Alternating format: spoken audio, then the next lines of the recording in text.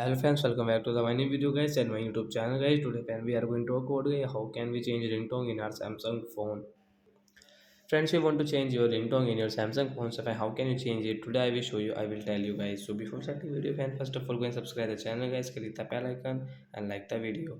So friends, now let's see how can we change ringtone in our Samsung phone guys. First of all guys, open your phone setting guys. After on phone setting guys, we will scroll it. Friends, click on your sound and vibration setting.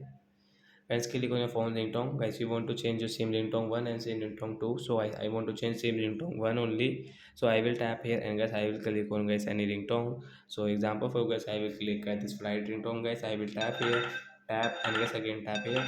So friends you can see guys your phone ringtone 1 will change. SIM 1 ringtone will change. So like that guys you want to change your setting second SIM ringtone 2. So guys you can change if you want. So but guys I will not change guys. So like that guys we can change phone ringtone in our Samsung phone. Bye guys.